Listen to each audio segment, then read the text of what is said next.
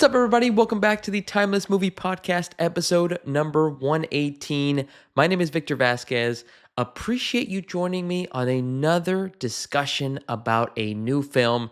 If you have returned and you've listened many, many times, you already know the drill. You know what we do here. If you're new, though, what we do on this podcast is I usually just ramble, either by myself or with a friend or even my brother. We talk about a new movie that we got to check out in theaters or streaming. We break down our thoughts, pros and cons. We recommend whether you should check out the movie.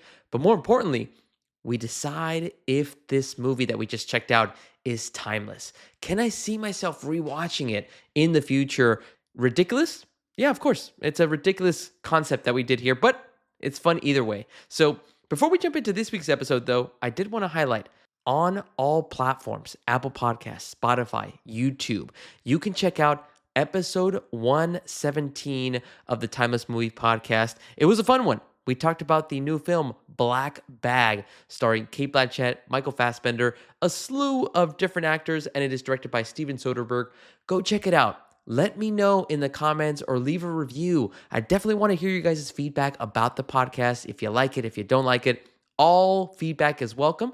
But also, more importantly, I want to talk about Black Bag even more. I thought it was a great movie, but what do you guys think? Let me know down below in the comments. Okay, without further ado, let's stop wasting time and let's jump into episode 118, in which we are talking about the new film from A24, directed by Mark Anthony Green, and it is called Opus. This film stars John Malkovich, Ayo Edebiri, and a couple of other actors as well that have come out in various different TV or movie projects. Now, I am really just, especially with this podcast, have just explored so many different types of movies, especially distributed by Neon, A24. And so A24, again, is becoming one of those companies that really just starts attracting me in regards to the type of movies that are coming out. And so anytime they start advertising and they come out with a trailer of a new movie, I'm all in. I'll at least give it a shot. They're most likely going to be weird just because their track record kind of has these types of movies that are just very different or off the beaten path. But for Opus, I immediately saw it and I was very interested because it seemed like it was dealing with the type of story around a genius artist. How do we handle this kind of a genius artist, but then with elements of just this wacky kind of cult type of feeling? So I was already hooked by the trailer, and also because Ayo Edebiri and John Malkovich just seemed like a very interesting combo. So I was all in regards to watching this movie. I haven't actually watched a lot with Mark Anthony Green, the director. I know that he had a project before this, I think in 2017. It was more of like a short film. So this is actually his first big time movie. So now that we actually got to check it out in theaters, let's go ahead and just kind of transition over to some non-spoiler thoughts. Okay, after leaving the theaters and watching Opus, I gotta say that I thought this movie was good, but not great. Here's a little reason why. I thought the ideas that the film was trying to represent or provide to the audience, I thought it was really good. There was some great performances by the cast. There's just a lot of different types of things going on when it comes to either certain characters interacting, like Ayo Edebiri and John Malkovich. You also have Murray Bartlett as well as Juliette Lewis. All these characters just having these very interesting and quirky interactions. So that was always something that I pretty much enjoyed as I was watching the movie. But there was just something missing. I don't know what it was. And maybe as we go through this podcast and as you hear me just ramble and be so verbose, maybe we'll get to a point where I figure out why I didn't enjoy it as much or why I didn't think it was great. But I just felt like there was something missing about this film that would have really elevated it to something I would have enjoyed more. And again, we'll get to some of those parts in the con section.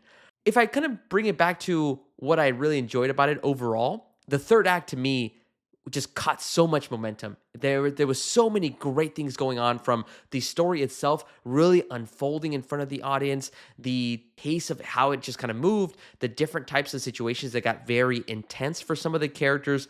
All of that really worked, and then it ended on such a high note that it made me kind of think like, whoa, what happened to the first and second act? Like, why weren't they just like this amazing third act? So that's like an overall thought. I was just hoping that there was some type of energy that could have stayed consistent throughout the movie. But once again, those are just my personal thoughts. I could be way off, and I'm pretty sure I might be in the minority as more folks get to check out Opus. As an overall synopsis, let me give you an idea as to what this film is trying to set up. That way, if you're on the fence to check it out, this will hopefully kind of give you a better sense as to, again, what is this movie really trying to tell me? So, the film follows the character of Ariel, played by Ao Debris, and she's basically a journalist, an up and coming journalist. She has been at this company for, I believe, 3 years, and you just immediately get to connect with her character because she's in a spot where in her career, she wants to be much more known. She wants to make a name for herself and start writing stories that she really cares about. But she's really not getting those opportunities at her job. And then lo and behold, we end up finding out in this universe of Opus that there is a global superstar named Alfred Moretti. He is a pop star. He has made many classic albums, but for the last 30 years, he has basically been away. Nobody has known where he is, what he's been up to. And then all of a sudden, after 30 years, he makes his presence known that he is coming back and he's going to be presenting his newest album. And he's actually going to invite 6 individuals to actually listen to the album for the first time before it's actually released to the general public. And so you end up finding out a couple of the individuals that are going to be invited to this listening party.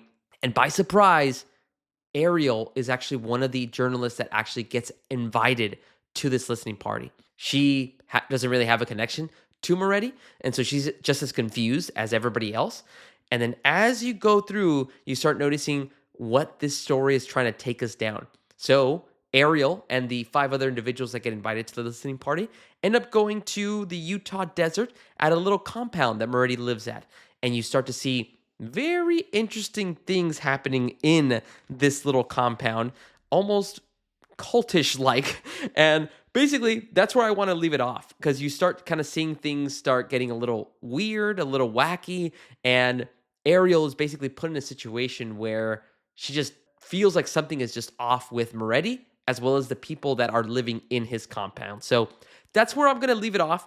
Again, overall, I had a good time watching the movie in the theaters. There was never a part or scene where I was bored, which to me is going to be a positive, right? I never want to feel like in the middle of a movie, I am just thinking about something else or thinking about, well, when is this going to end? I was enjoying every second of what was showing on screen. When it comes to a personal recommendation, would I recommend you guys go check this out in theaters? For me, personally, I would say that this is a movie that you could probably wait for streaming. This isn't anything that you have to run to the theaters and like, yes, check this out. Again, in my personal opinion, it has some really cool concepts and it's really trying to make you think about some of the ideas that are presented in the film. But just to me, it's just not enough. Now, I could be wrong. Again, I might be in the minority. So if you guys have already checked it out and seen Opus in theaters, let me know. But in my personal opinion, this could be a film that you can wait for streaming. And if it is available on streaming, then obviously definitely check it out and give it a watch. But again, let me know what you thought in regards to Opus if you have already seen it down below. Okay, that is the non-spoiler thoughts that I had in regards to Opus. Let's start spoiling a little bit more about this film. So if you have not seen the movie, jump out of the video, watch the movie, then come back in. That way you can hear some of these thoughts. And once again, let's interact. Let's talk through some of these types of ideas and concepts in order to really justify whether this movie was good or just not great, or if I'm just way off in my opinion. All right, hopefully that gives you enough time. Let's dive into my first pro, which is going to be, I kind of teased it a little bit in the non-spoiler thoughts, but my pro and really the biggest highlight is the third act. Everything about the third act is just incredible. I mean, it adds like the adrenaline and a rush that I was really looking forward to in the first and second act that I didn't really get. And so as soon as you get to this third act, you start seeing a lot of different things. I'll start describing some of them. You start seeing the true colors of Moretti, who is played by John Malkovich. You start seeing, what is he really up to? Why does he have this compound? What is this cult of levelists, they call themselves? You know, what is their true game plan? And so as soon as you start to see a lot more of what is going on in this compound and what they're trying to do, then things start kicking into another gear and the performances start getting even more interesting. You start seeing these other 5 individuals that came with Ariel you start seeing them freak out because up until this point, they were high on life. They were enjoying all the festivities. They were drinking. They were enjoying the music. And they really didn't care about all the weird things that were going on or the weird people that were at Moretti's compound, except for Ariel. Ariel's the one that was noticing everything. And then eventually you get to this climax point where all of this listening party in this compound was just a setup to basically stick it to every one of these individuals that had criticized Moretti in the past. And then Ariel starts to notice, and then she has to basically make a decision like, how am I going to get myself out of this situation? How am I going to escape? Because I don't want to die. And that's essentially what happens. People start dying in this movie. So this whole third act just felt very much like again, a psychological type of the thriller. It just felt like it had that type of energy about it where you now started seeing John Malkovich playing Moretti as a psychotic person of like, what is his master plan? So everything about it was awesome. And then it really ends with a intense conversation at a jail between Moretti and Ariel a couple years later. It's like the epilogue of the movie. And that conversation was freaking awesome. I don't want to talk too much about it because it's actually going to be brought up a little bit later on in the podcast, but that is my first pro is just the third act altogether just really brought this energy that I was missing from the first two acts. All right, second pro for me was Moretti is a global pop star. And so, as you would expect, they do have music in this film that they were able to create. And I was actually really surprised. I enjoyed the fake pop songs that they made up for Moretti. There was 3 different songs that they played throughout the movie of Opus, and every single one I actually enjoyed. I talked to my brother about this because he came to watch it with me, and he was on the opposite end. He felt like, the music just didn't really hit for him. And it's very hard when you're not really using real world music. These are just songs that are made up. And for me, I'm on the opposite side of it. I enjoyed everything. There was a song called Dina Simone, and it was just like a very pop song. It was catchy. I liked it. And there was other songs that were playing throughout. I think one is called Tomorrow, and the other one was called 35 Millimeters. Every song and where they placed it in the movie just worked for me. They were all catchy. They were all interesting. Nothing felt like out of the ordinary. And again, I suspended my disbelief. I know that these aren't real songs, but I still wanted to give props to Nile Rodgers and to The Dream. Both of these artists ended up working and collaborating together to make these 3 songs for this movie. So again, wanted to give a shout out. They really got me. I might be, again, in the minority. Maybe folks can call out like, yeah, these songs just don't sound like anything from the real world that we live in. But to me, I really enjoyed them. And I even listened to them again on Spotify because they were all up as well. So shout out to The Dream and Nile Rodgers for creating 3 unique songs that, again, are from a fictional pop star, but still sound really good. All right. And then last pro for me on Opus is the overall setting of the compound. Again, it's set in like the Utah desert, I believe. I could be wrong on that, but it's just set in the middle of nowhere. And the entire compound, how they set up the different rooms, the different types of aesthetics that they had, and again, just giving off that very cultish vibe, I thought it worked for me. They made it all look so real, and all the sets felt very, again, like you can touch them. They're all tangible, especially when Io Debris, like character of Ariel, was running around and jogging, trying to work out, or escaping the compound. You really got to see how vast and how huge this compound really is. But I just loved all that. Again, I love it when sets are very real. There's not a lot of CGI involved, and it just gives off that feeling of, yeah, these actors are actually in these sets, whether they're running away from some creepy cultists that are trying to chase them down and they hide in a barn, or they go up to a little museum. Everything feels like you can actually picture yourself walking through these types of sets and you can touch these types of elements. So I really loved the entire setting and production design of the compound. Again, it looked very simplistic. I know a lot of different movies that involve cults have these types of settings, but I don't know, to me, having it be in the Utah desert just really worked for me. All right, those are all the pros that I had about Opus. Let's move on to the con that I had, and it's really just one. I have kind of interweaved this comment probably in some of the pros, but I'll kind of reiterate it here. I think to me, the biggest problem that I had with Opus is the first 2 acts and the setup are kind of like a run-of-the-mill psychological thriller movie. You have a setup where you have a character in Ariel who gets invited to this very interesting and a very freaky place of a compound from a pop star, a genius in creating music. And as you would expect from other films, and the first thought I get from these types of movies are like Get Out or The Menu, where there's a main character and they're the only ones aware that there is something going on in this place. And there's other characters and side characters around them, and they all ignore the facts that, like, hey, yeah, why are these people all dressed up the same? Or yeah, why are they doing these types of festivities? And then eventually you get to a point where all these side characters end up realizing, oh crap, yeah, we are in trouble. And then it's too late. They end up getting killed or something happens. So the first two acts felt very similar to other movies that I've seen where they just try to set up and they try to lull you into, hey, no, look, we're trying to be normal. We're not a cult. And then eventually, yep, this is a cult or this is some type of freaky thing that's happening. Now, that's not my con. My con is that I was hoping that they would make those first two acts in the setup more detail or more background on Moretti before we see him in this film and at the stage that he's in. Now, what I mean by that is I really was hoping that they would explain a little bit more in the first two acts, other than just showing that, hey, look, yeah, this is basically a cult. I was really hoping that they would highlight why were the five individuals, including Ariel, invited? Like, what did they say in their own industries to basically criticize Moretti and have them be invited?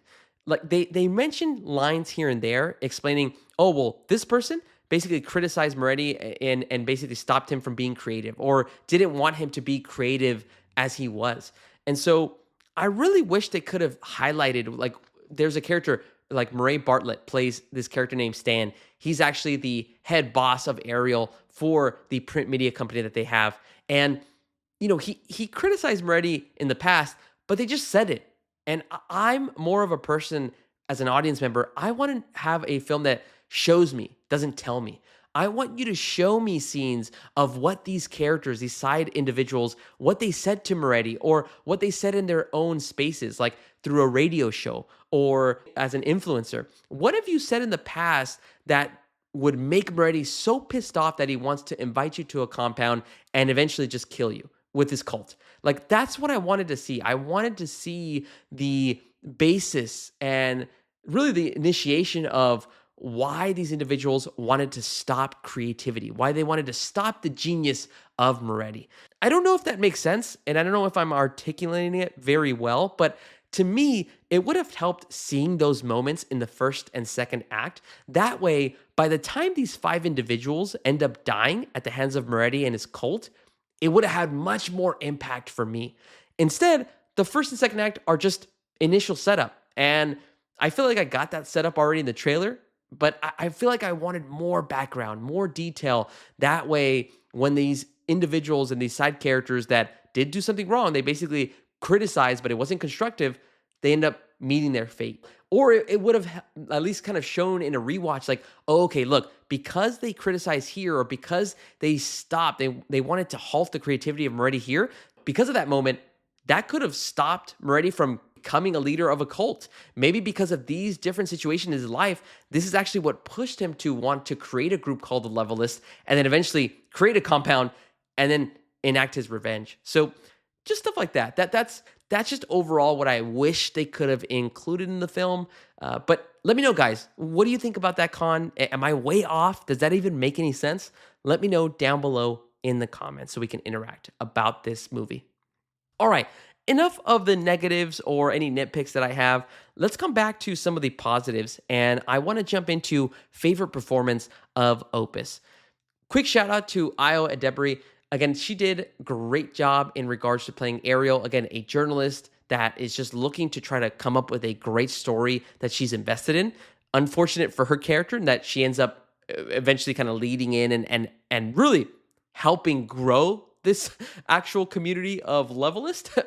but again, her performance was awesome.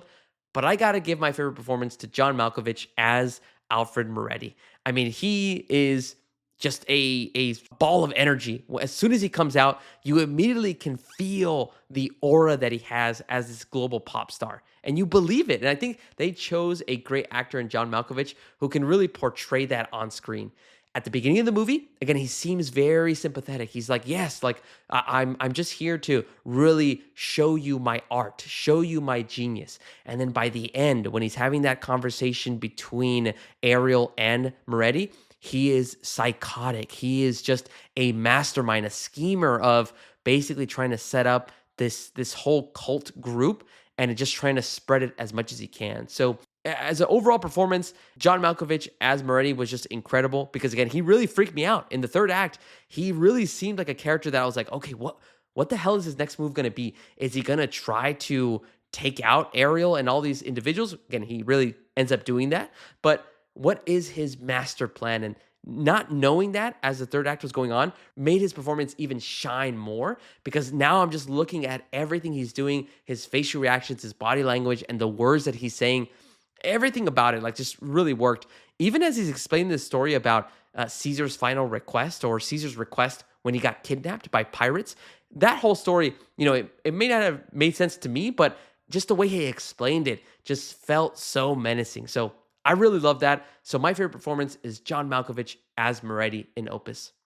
Moving on to favorite scene of the movie. Once again, it's going to involve Moretti, but it's actually the final conversation between Ariel and Moretti. So what ends up happening is Ariel ends up escaping, and then 2 years later, she's kind of going on these book tours explaining what had happened to her, and then eventually she finally gets the okay to actually talk to Moretti in jail.